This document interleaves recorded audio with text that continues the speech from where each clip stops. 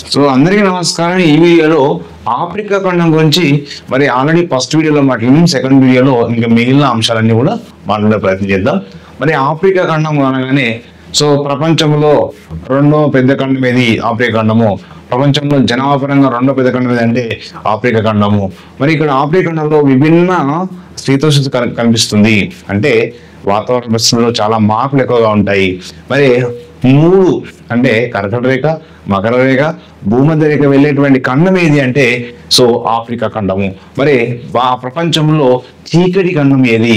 Africa ఖండము. So చివరిగా కనిపెట్టిన ఖండం ఏది? ఆఫ్రికా ఖండము. మానవ జాతి సంతతి మొట్టమొదటిసారిగా జన్మించింది ఎక్కడ అంటే ఆఫ్రికా ఖండంలో. కాబట్టి మరి ఆఫ్రికా ఖండంలో ఆఫ్రికా వర్షపాతం ఎలా ఉంటుంది అంటే ఇక్కడ ముఖ్యంగా భూమధ్యరేఖ ప్రాంతం ఉంటుంది. కాబట్టి ఈ భూమధ్యరేఖ వెళ్ళేటువంటి ప్రాంతంలో సంవత్సరం అంతా కూడా వర్షం కురుస్తుంది. సంవత్సరం అంతా కూడా వర్షం కురుస్తూ ఉంటుంది. నిజంగా ఈ భూమధ్యరేఖ ప్రాంతంలో ఒక రోజులో 3 కాలాలు చూడొచ్చు. ఒక రోజులో 3 కాలాలు అంటే సో వర్షకాలము, సో వేసవికాలము, శీతాకాలం, ఆ విధంగా ఒక రోజులో చూడొచ్చు భూమధ్యరేఖ ప్రాంతంలో. కాబట్టి ఎక్కువ వర్షపాతం కురుస్తుంది. మరియు ఈ భూమధ్యరేఖ ప్రాంతంలో ఆఫ్రికాలోని దట్టమైన గడ్డి భూములు జరుగుతూ ఉంటాయి. ఏనుగు వెళ్ళినా కూడా కనిపించనంత ఎత్తులో ఉంటది. ఆ గడ్డి భూములను ఏమంటారు? సవన్నాలు అంటాం. ఆఫ్రికాలో పెరిగేటువంటి ఎత్తైనటువంటి గడ్డి భూములు ఏమంటారు? సవన్నాలు అంటాం. మరి ఆఫ్రికా ఖండంలో మరియు ప్రపంచంలో అతిపెద్ద ఎడారి ఏదంటే సహారా ఎడారి. ఈ సహారా ఎడారి ముఖ్యంగా ఈజిప్ట్ దేశంలో మనకు ప్రధానంగా కనిపిస్తూ ఉంటుంది. మరియు ఈ సహారా ఎడారి గుండా వెళ్ళేటువంటి నది నైల్ నది. మరి ఆఫ్రికా ఖండానికి దక్షిణ భాగంలో ఉన్నటువంటిది అంటే కలహారి ఎడారి అంటారు. కలహారి ఎడారి దక్షిణ భాగంలో మనకు ఇది దక్షిణ ఆఫ్రికాలో మనకు కలహారి ఎడారి కనిపిస్తూ ఉంటుంది. మరి ఆఫ్రికాలో విభిన్నమైనటువంటి వృక్షాలు ఉంటాయి, విభిన్నమైనటువంటి దట్టమైనటువంటి అడవులు ఉన్నాయి. అదేవిధంగా అడవులలో రకరకాలైన జంతువులు కూడా మనకు కనిపిస్తూ ఉంటాయి.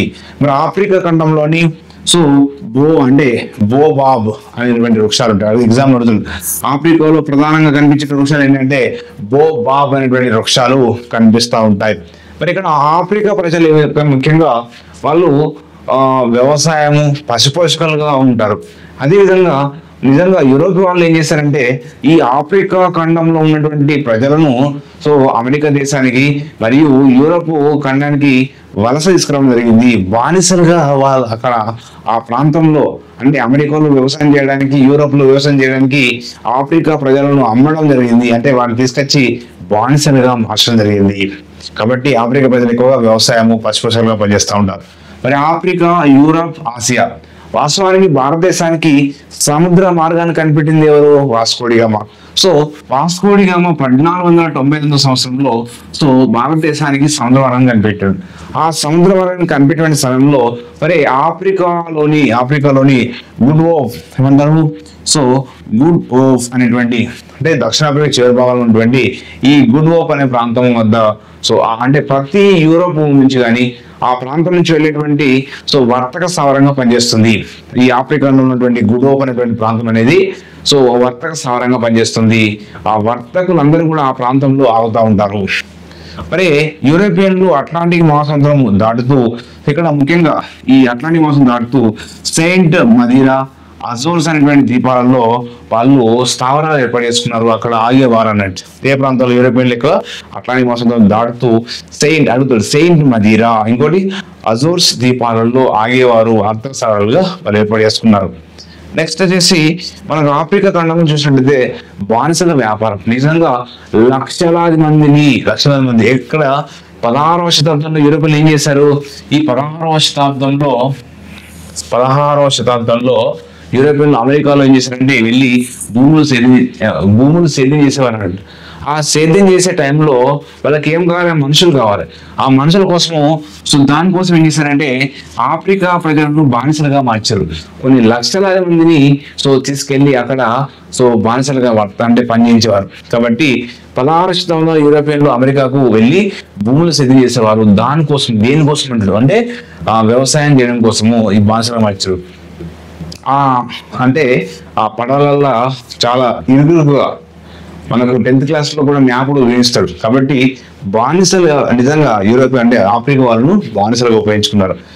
1840వ సంవత్సరంలో అమెరికాకు వచ్చినటువంటి ఈ ఆఫ్రికా ప్రజలందరికీ బానిసలకు అందరికీ కూడా సో బానిసలకు స్వేచ్ఛాయుత అమెరికా పౌరులుగా గుర్తించారు. స్వేచ్ఛాయుత ఏ సంవత్సరం అంటారు? 1840వ సంవత్సరంలో స్వేచ్ఛాయుత అమెరికా పౌరులుగా గుర్తించారు. ఏ దేశం అంటే ఆఫ్రికా నుంచి వచ్చినటువంటి బానిసలకు. నెక్స్ట్ ఆఫ్రికా ఖండంలో ఉన్నటువంటి దక్షిణ భాగంలో నిజంగా బంగారం గనులు జోహాన్స్బర్గ్ అనే ప్రాంతంలో, కింబర్లీ అనే ప్రాంతంలో వజ్రాల గనులు, జోహాన్స్బర్గ్ కింబర్లీ అనే ప్రాంతంలో వజ్రాలు, ఈ గనులు ప్రసిద్ధి. మరియు జాంబియా, జింబాబ్వే వాటిలో రాగి గనులు ఉన్నాయి.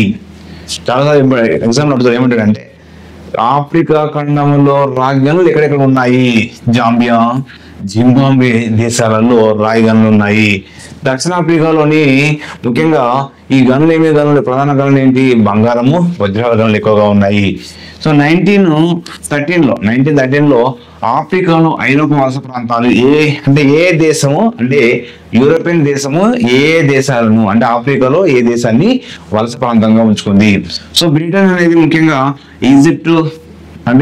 బ్రిటన్ ఈజిప్ట్ వలస ప్రాంతంగా ఉంచుకుంది.